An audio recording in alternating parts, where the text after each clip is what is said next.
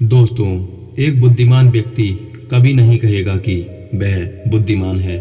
इसीलिए नहीं कि ऐसा कहने से उसकी बुद्धिमत्ता कम हो जाएगी, बल्कि इसीलिए क्योंकि वह ऐसा कहने की व्यर्थता को देख पाता है। दोस्तों, गौतम बुद्ध के जीवन से जुड़ी हुई एक छोटी सी कहानी जो आपको बताएगी कि वास्तव में बुद्धिमान कौन है।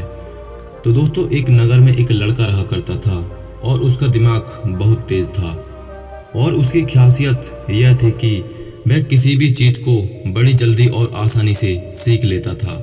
जहां अन्य लोगों को किसी काम को सीखने में महीने या वर्ष लगते थे, वहीं पर इस लड़के को उसी काम को सीखने में कुछ दिन लगते थे।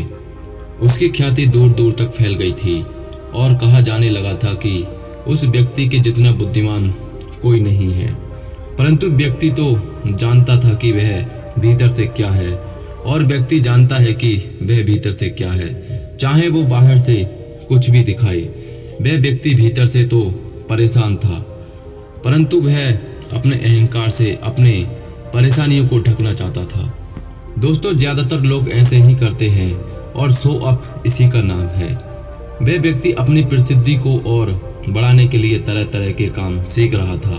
वह चित्रकारी करना जानता था, वह मूर्ति बना सकता था और वह गीत गा सकता था और वो दुनिया जहां का वो काम सीख चुका था जो उसने अब तक देखे हुए थे।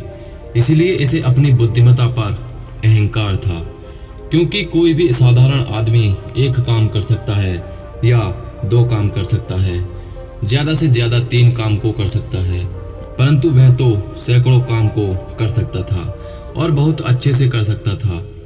इसीलिए उसे अपनी बुद्धिमत्ता पर अहंकार था। वह इस बात को अंदर ही अंदर मान चुका था कि उसके जितना बुद्धिमान इस दुनिया में कोई भी नहीं है। फिर एक दिन उसका सामना गौतम बुद्ध से होता है।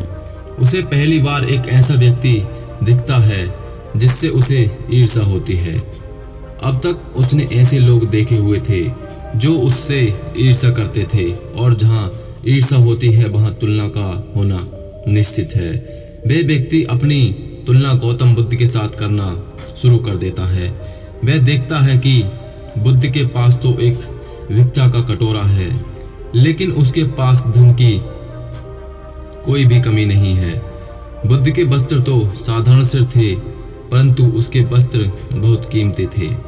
बुद्ध तो जमीन पर नंगे पैर चलते और परंतु वह नंगे पैर नहीं चलता। इसी तरह से वो आदमी सैकड़ों चीज़ों से अपनी तुलना गौतम बुद्ध के साथ करने लगा, परंतु हर तुलना के बाद भी वह पाता है कि उसकी ईर्ष्या बुद्ध के प्रति 1% भी कम नहीं होती। वह व्यक्ति मन ही मन सोचता है कि मैं इस भिक्षु से अपनी तुलना क्यों कर रहा हूँ, जबकि मेरा जीवन इससे 100 गुना बेहतर है। लोग भी बुद्ध का सम्मान कर रहे हैं। आखिर इसके भीतर ऐसा क्या है जो मुझ में नहीं और जिसके कारण मेरे भीतर इसके प्रति ईर्ष्या है। बहुत देर अपने मन में उलझे रहने के बाद वह व्यक्ति तय करता है कि वह बुद्ध के पास जाएगा और उनसे पूछेगा कि उनकी उपलब्धि क्या है।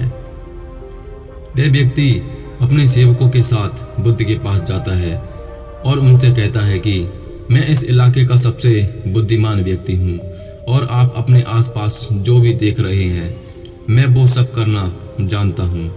किसी भी कार्य को सीखने में मुझे बहुत ही कम समय लगता है।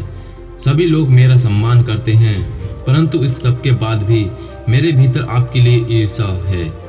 मैं यह जानना चाहता हूँ कि आपकी उपलब्धि क्या है। ये सब लोग आपका आदर सम्मान क्यों कर रहे हैं।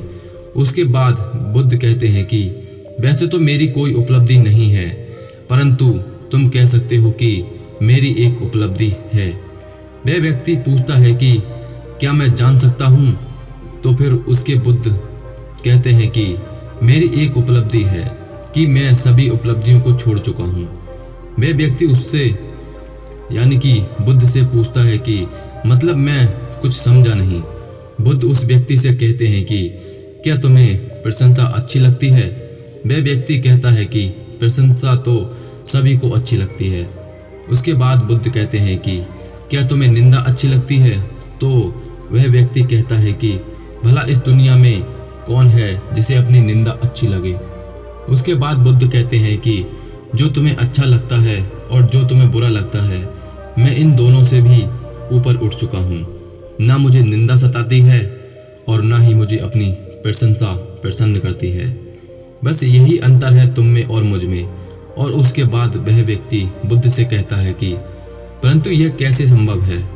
बुद्ध मुस्कुराते हैं और उस व्यक्ति से कहते हैं कि तुमने सैकड़ों काम सीखे, लेकिन एक सबसे जरूरी काम को तो तुम सीखना भूल गए।